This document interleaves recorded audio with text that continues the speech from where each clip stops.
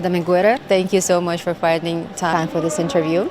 CITES conferences are held once every 3 years, and each conference has made an important contribution to wildlife protection, for example, like ending the ivory trade or strengthening the protection of marine species and focusing on tropical timber and the birds.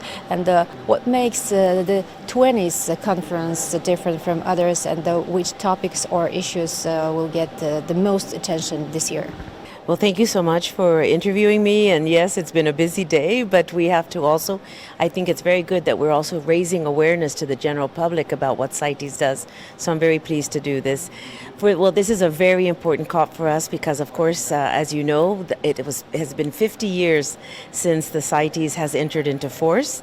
And another part that's very important for us is that this is the first time that we're having a COP in the Central Asia region.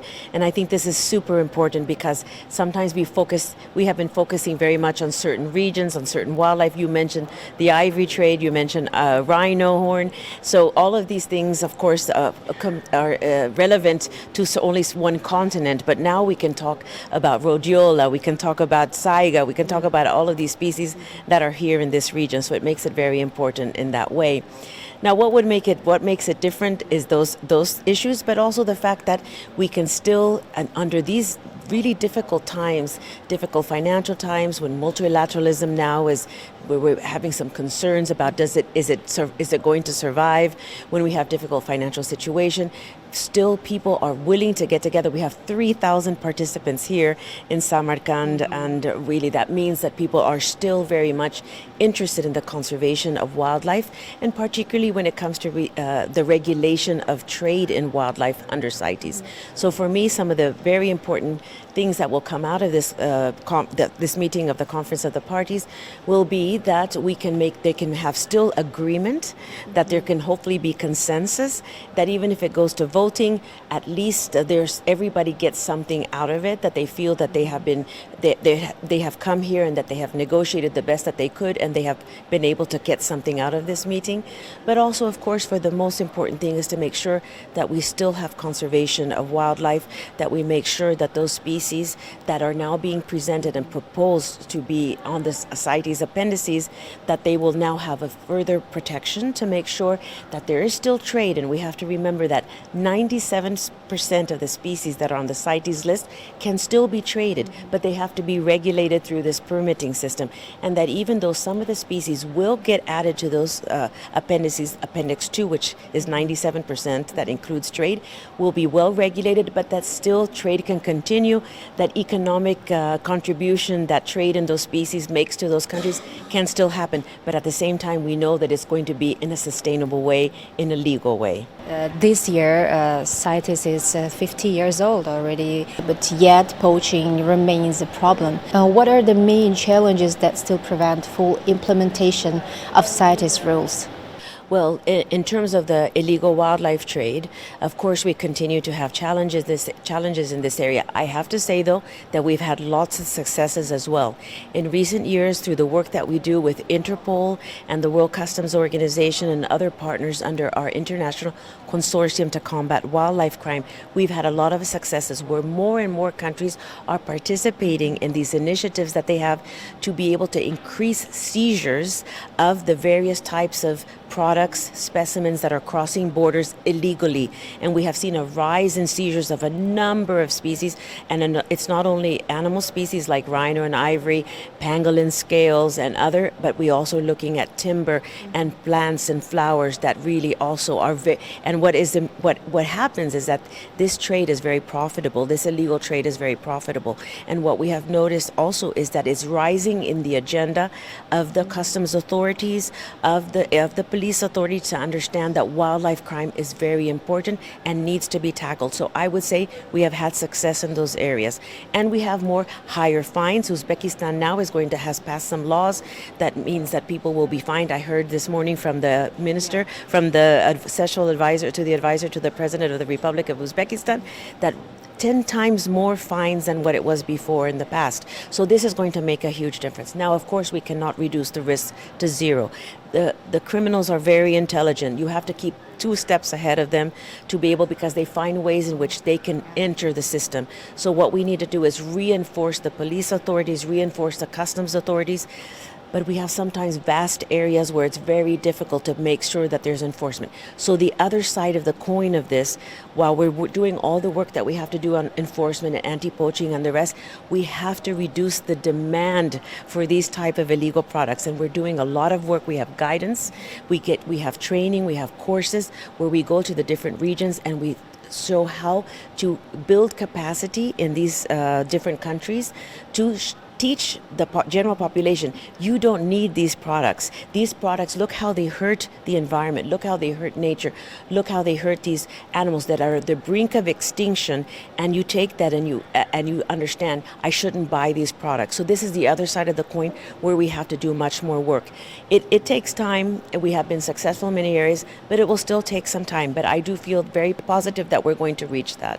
Today, several major global conventions came together on one stage. In your opinion, how can CITES, CBD, CMS, and Ramsar work together effectively in the future, or maybe in the platform of CITES? Yes.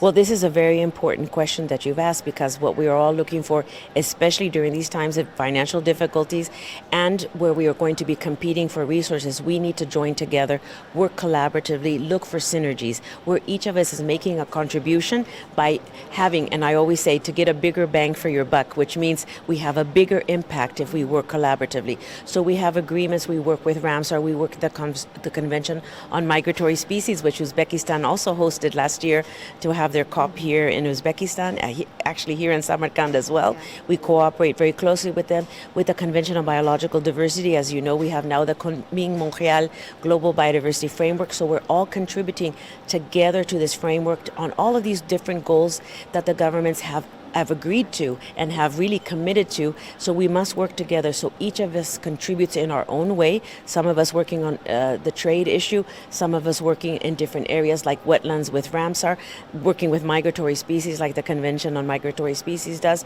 In this way, we can then have bigger impact and also pool resources, pool our expertise and pool our experiences working together, and also with other organizations, not only the conventions, but with organizations like the Food and Agricultural Organization, with our partners at UNESCO, the World Heritage Convention, and others, World Organization on Animal Health. We're all working together to be able to make sure that we can, with the finances that we have an impact on nature conservation.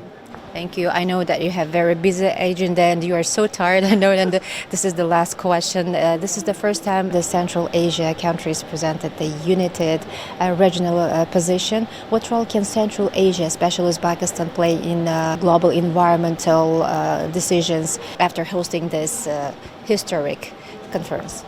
Well, I think primarily, it's excellent what is being done with this action plan now at the regional level, having so much representation from other Central Asian countries here in Samarkand, that I think that they can also probably have a better knowledge of what CITES does. You know, we have so many documents at these meetings that sometimes it's hard for the governments to keep up alone as an own government. But if they can find ways to meet together, for example, to prepare themselves before a COP is going to take place, to prepare themselves before other meetings are going to take place. They can all help each other understand better what the documents are, what is going to be discussed, and have a common position about what is going to be discussed in those meetings. So I think that's really a great gain. The other thing is the cooperation across borders, that this is going to be very helpful for them in terms of management of the various species that they share. We have the example of saiga, which is being shared by several countries here. How do we pool our resources? How do we learn from each other? And the other issue, of course, is in terms of sharing intelligence. When it comes to illegal trade, if you're cooperating amongst the countries and you have suspicions, for example, of a criminal organization, the intelligence, you share that intelligence across borders. You can also build capacity. If you have more capacity in one area, let's say in the scientific assessments that need to be done under CITES, one country has done more of those scientific assessments, can help the other country carry out their own scientific assessment. So there's an exchange of knowledge, knowledge, there's an exchange of expertise and experience. And then, of course, joining together, you have more impact when the discussions happen, the negotiations happen as well, by having that time to discuss, to consult with each other before those meetings take place. Thank you so much, Madame Iguero. Thank you for your time and for your interesting insights. And wish you, of course, success in this conference and good and easy decisions. Thank you so much. They will not be easy decisions, but I am sure that we will have a very good conference with a lot of good results coming out of Samarkand. Thank you very much.